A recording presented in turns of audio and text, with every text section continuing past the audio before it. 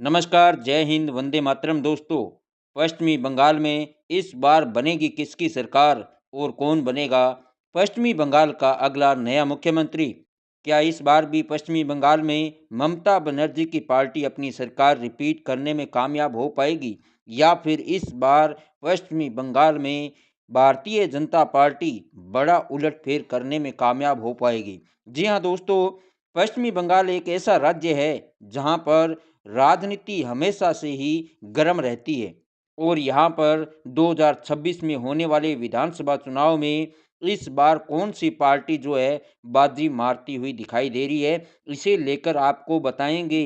पश्चिमी बंगाल की सभी 294 विधानसभा सीटों का ताज़ा और लेटेस्ट ओपिनियन पोल सर्वे इस वीडियो में, इसलिए आप इस सर्वे में लास्ट तक जरूर बने रहें दोस्तों।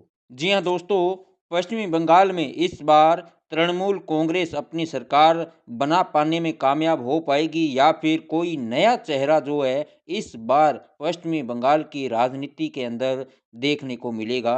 ये बड़ा ही दिलचस्प होने वाला है क्योंकि दोस्तों पश्चिमी बंगाल में राजनीति की जो धारा है वो हमेशा से ही बहुत जटिल रही है। ममता बनर्जी की तृणमूल कांग्रेस यानी कि टीएमसी ने पिछले कुछ सालों से राज्य की राजनीति के ऊपर एक मजबूत पकड़ बनाई हुई है। 2011 से लेकर 2021 के जो विधानसभा चुनाव हुए हैं, यहाँ पर ममता बनर्जी की टीएमसी पार्टी ने राज्य की सत्ता में रहते हुए कई बदलाव किए, लेकिन क्या वे 2026 तक अपनी पकड़ बनाए रख सकती है? ममता बनर्जी जो दीदी के नाम से यहाँ पर जानी जाती है ने 2011 में सीपीआईएम को सत्ता से बाहर करके तृणमूल कांग्रेस को राज्य में मजबूत किया है। उन्होंने राज्य में कई विकास कार्य किए हैं, लेकिन साथ ही विरोधियों द्वारा उनके शासन को लेकर कई आरोप भी लगाए गए हैं। अब देखना यह होगा कि 2026 में जो विधानसभा चुनाव पश्चिमी बंगाल में होने जा रहा है, ऐसे में क्या उनकी लोकप्रियता 2026 में भी कायम रहेगी या चुनावी समीकरण बदल जाएंगे? भारतीय जनता पार्टी भी इस बार पश्चिमी बंगाल में अपनी जो है जड़ें जमाने की कोशिशों में जुटी हुई है। 2019 के लोकसभा चुनावों की अगर बात करें तो पश्चिमी बंगाल के अंदर बीजेपी ने जो है शानदार प्रदर्शन किया था। वहीं 2021 विधानसभा चुनाव में भी बीजेपी ने ममता सरकार को कड़ी टक्कर दी थी।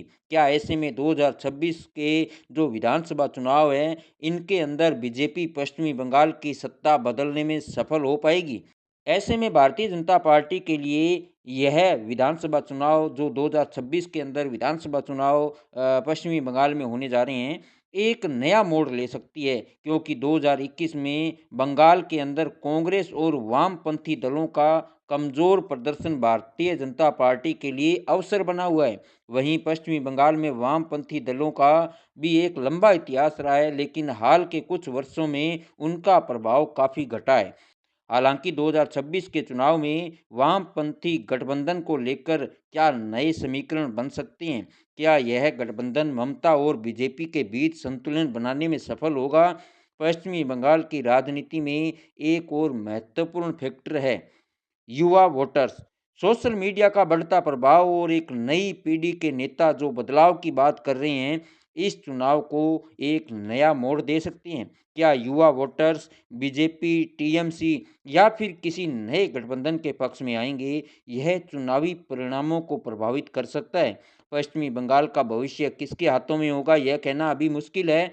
ममता बनर्जी की दीदी की छवि, बीजेपी के उभरते हुए चेहरे और वामपंथी दलों की नई रणनीतियां सभी इस राज्य की राजनीति को निर्णायक रूप से प्रभावित करेगी। 2026 के विधानसभा चुनाव में क्या होगा, यह पूरी तरह से जनता के फैसले पर निर्भर करेगा। क्या ममता बनर्जी तीसरी बार राज्य की मुख्यमंत्री बन पाएगी या फिर भारतीय जनता पार्टी के किसी नेता के हाथ में सत्ता होगी?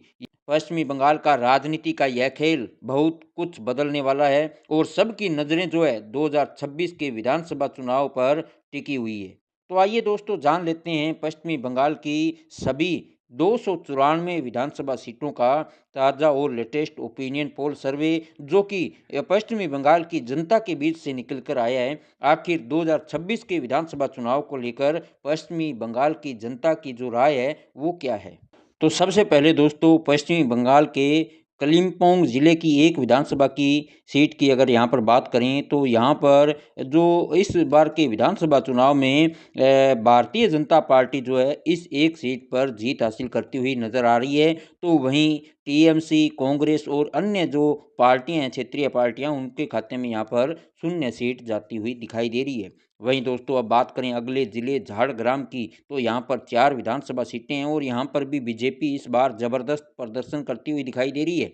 वहीं टीएमसी, कांग्रेस और अन्य जो क्षेत्रीय पार्टियां हैं, उनको भी यहाँ पर जो है बड़ा झटका लगता हुआ दिखाई दे रहा है। अब बात करें दोस्तों अगले ज़िले अलीपुरद्वार की, तो यहाँ पर 5 विधानसभा सीटें हैं और यहाँ पर ममता बनर्जी की जो तृणमूल कांग्रेस पार्टी है, टीएमसी पार्टी, वो यहाँ पर 4 विधानसभा सीटों पर बड़ी जीत हासिल करती हुई नजर आ रही है। वहीं एक सीट पर भारतीय जनता पार्टी जीत हासिल करती हुई दिखाई दे रही है और इसके अलावा कांग्रेस और अन्य क्षेत्रीय पार्टियों का यहाँ पर भी खाता खुलता हुआ दिखाई नहीं दे रहा है। अब दोस्तों बात करें अगले जिले दार्जिलिंग की 5 विधानसभा सीटों की, तो यहाँ पर भारतीय जनता पार्टी एक तरफा बड़ी जीत हासिल करती हुई दिखाई दे रही है और यहाँ पर बीजेपी जो है सभी पांचों विधानसभा सीटों पर जीत हासिल करती हुई नजर आ रही है। वहीं टीएमसी, कांग्रेस और अन्य क्षेत्रीय पार्टियों का यहाँ पर खाता खुलता हुआ दिखाई नहीं दे रहा है। अब बात करें अगले क्षेत्र दक्षिण दिनाजपुर की, तो यहाँ पर दोस्तों 6 विधानसभा सीटें हैं और यहाँ पर भी इस बार बीजेपी जो है बड़ी जीत हासिल करती हुई नजर आ रही है और बीजेपी के खाते में यहाँ पर 5, तो वहीं टीएमसी को यहाँ पर केवल एक सीट पर जीत हासिल होती हुई दिखाई दे रही है। वहीं कांग्रेस और अन्य क्षेत्रीय पार्टियों का दोस्तों यहाँ पर खाता खुलता हुआ दिखाई नहीं दे रहा है। अब दोस्तों बात करें अगले जिले जलपाईगुड़ी की, तो यहाँ पर 8 विधानसभा सीटें हैं और यहाँ पर भी इस बार बीजेपी को काफ़ी ज़्यादा मजबूत माना जा रहा है और जिसके चलते बीजेपी यहाँ पर सभी 8 विधानसभा सीटों पर एक तरफा बड़ी जीत हासिल करती हुई नजर आ रही है। वहीं टीएमसी, कांग्रेस और अन्य क्षेत्रीय पार्टियों की अगर बात करें तो यहाँ पर जो है इन सभी पार्टियों का खाता खुलता हुआ दिखाई नहीं दे रहा है। अगले जिले पुरुलिया की बात करें दोस्तों, तो यहाँ की जो 9 विधानसभा सीटें हैं, यहाँ पर टीएमसी और बीजेपी के बीच में जो है कांटे की टक्कर देखने को मिल सकती है। यहाँ पर टीएमसी को 5, तो वहीं बीजेपी को 4 सीटों पर सफलता मिलती हुई नजर आ रही है। वहीं कांग्रेस और अन्य क्षेत्रीय पार्टियों का यहाँ पर खाता खुलता हुआ दिखाई नहीं दे रहा है। अगले जिले पश्चिमी वर्धमान की बात करें तो यहाँ की 9 विधानसभा सीटों में से टीएमसी पार्टी यहाँ पर 8 विधानसभा सीटों पर एक तरफा बड़ी जीत हासिल करती हुई नजर आ रही है। वहीं बीजेपी के खाते में यहाँ पर केवल एक सीट जाती हुई दिखाई दे रही है, जबकि कांग्रेस और अन्य क्षेत्रीय पार्टियों का यहाँ पर खाता खुलता हुआ दिखाई नहीं दे रहा है। बात करें दोस्तों अगले क्षेत्र उत्तर 24 परगना की, तो यहाँ पर जो है 33 विधानसभा सीटें आती है और यहाँ पर टीएमसी को 18, तो वहीं बीजेपी को 14 सीटों पर जीत मिलती हुई नजर आ रही है और एक सीट पर जो है कांग्रेस पार्टी जीत हासिल करती हुई दिखाई दे रही है और अन्य क्षेत्रीय पार्टियों का यहाँ पर खाता खुलता हुआ दिखाई नहीं दे रहे हैं। अब दोस्तों बात करें अगले जिले मुर्शिदाबाद की, तो यहाँ पर 22 विधानसभा सीटें हैं और यहाँ पर जो टीएमसी पार्टी है उसकी काफ़ी ज़्यादा मजबूत पकड़ मानी जा रही है और जिसके चलते यहाँ पर टीएमसी को 17 विधानसभा सीटों पर बड़ी जीत मिलती हुई नजर आ रही है। वहीं बीजेपी को यहाँ पर केवल 5 सीटों पर सफलता मिलती हुई दिखाई दे रही है और कांग्रेस तथा अन्य क्षेत्रीय पार्टियों का यहाँ पर खाता खुलता हुआ दिखाई नहीं दे रहा है। अब दोस्तों बात करें अगले क्षेत्र दक्षिण 24 परगना की, तो यहाँ पर 31 विधानसभा सीटें आती है और यहाँ पर टीएमसी के खाते में केवल 9 सीटें जाती हुई दिखाई दे रही है। वहीं भारतीय जनता पार्टी यहाँ पर जो है ज़बरदस्त जीत हासिल करती हुई दिखाई दे रही है, जिसके चलते बीजेपी को यहाँ पर 22 सीटों पर जो है बड़ी जीत मिलती हुई नजर आ रही है। वहीं कांग्रेस और अन्य क्षेत्रीय पार्टियों का यहाँ पर खाता खुलता हुआ दिखाई नहीं दे रहा है। अब दोस्तों बात करें अगले क्षेत्र उत्तर दिनाजपुर की, तो यहाँ की 9 विधानसभा सीटों में से टीएमसी को 6, तो वहीं बीजेपी को 3 सीटों पर सफलता मिलती हुई नजर आ रही है और कांग्रेस तथा अन्य क्षेत्रीय पार्टियों का यहाँ पर खाता खुलता हुआ दिखाई नहीं दे रहा है। वहीं कूच बिहार की 8 विधानसभा सीटों की बात करें तो यहाँ पर टीएमसी को 1, तो वहीं बीजेपी को 7 विधानसभा सीटों पर बड़ी जीत मिलती हुई नजर आ रही है। वहीं कांग्रेस और अन्य क्षेत्रीय पार्टियों का यहाँ पर खाता खुलता हुआ दिखाई नहीं दे रहा है। अगले क्षेत्र वर्धमान की बात करें तो यहाँ की 16 विधानसभा सीटों में से टीएमसी को 9, तो वहीं बीजेपी को 7 सीटों पर सफलता मिलती हुई नजर आ रही है और कांग्रेस तथा अन्य क्षेत्रीय पार्टियों का यहाँ पर खाता खुलता हुआ दिखाई नहीं दे रहा है। अगले क्षेत्र कोलकाता की बात करें दोस्तों, तो यहाँ की 11 विधानसभा सीटों में से टीएमसी को 5, तो वहीं बीजेपी को 6 और कांग्रेस तथा अन्य क्षेत्रीय पार्टियों के खाते में यहाँ पर शून्य सीट जाती हुई दिखाई दे रही है। अगले क्षेत्र हावड़ा की बात करें दोस्तों, तो यहाँ की 17 विधानसभा सीटों में से टीएमसी 12 विधानसभा सीटों पर बड़ी जीत जो है हासिल करती हुई दिखाई दे रही है। वहीं बीजेपी के खाते में यहाँ पर केवल 5 सीटें जाती हुई दिखाई दे रही है। वहीं कांग्रेस और अन्य क्षेत्रीय पार्टियों का यहाँ पर खाता खुलता हुआ दिखाई नहीं दे रहा है।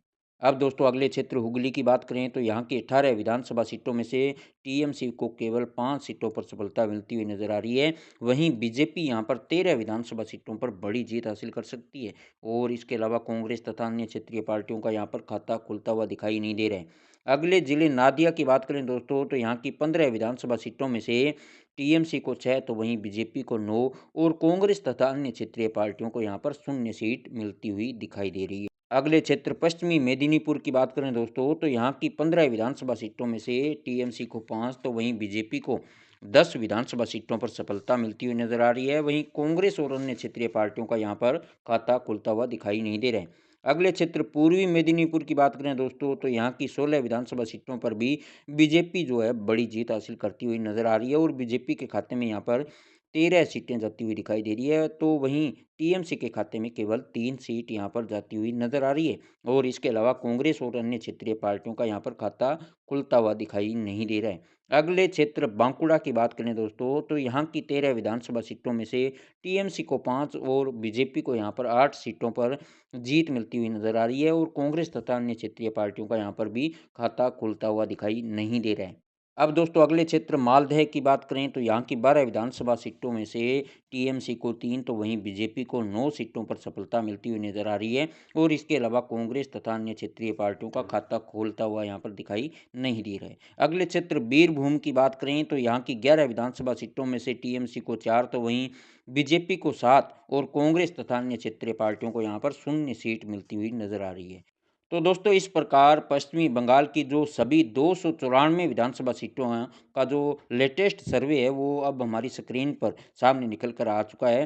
तो सर्वे के आंकड़ों पर नज़र डालें दोस्तों, तो इस बार के पश्चिमी बंगाल के विधानसभा चुनाव की सभी 294 विधानसभा सीटों को अगर देखा जाए तो टीएमसी पार्टी के खाते में 126 विधानसभा सीटें जाती हुई नजर आ रही है। तो वहीं भारतीय जनता पार्टी जो है इस बार पश्चिम बंगाल के अंदर 167 विधानसभा सीटों पर बड़ी जीत हासिल करती हुई नजर आ रही है। वहीं कांग्रेस पार्टी को केवल एक सीट पर जो है यहाँ पर सफलता मिलती हुई दिखाई दे रही है और अन्य क्षेत्रीय पार्टियों का खाता खुलता हुआ दिखाई नहीं दे रहा है। यानी कि दोस्तों इस बार के पश्चिमी बंगाल के विधानसभा चुनाव में भारतीय जनता पार्टी जो है जबरदस्त वापसी करती हुई दिखाई दे रही है। वहीं टीएमसी पार्टी को जो कहीं न कहीं इस बार पश्चिमी बंगाल के अंदर बड़ा झटका लग सकता है। ऐसे में दोस्तों इस बार के पश्चिमी बंगाल विधानसभा चुनाव को लेकर आपका क्या मानना है? आप भी अपनी राय हमें ज़्यादा से ज़्यादा कमेंट करके ज़रूर बताएँ। धन्यवाद।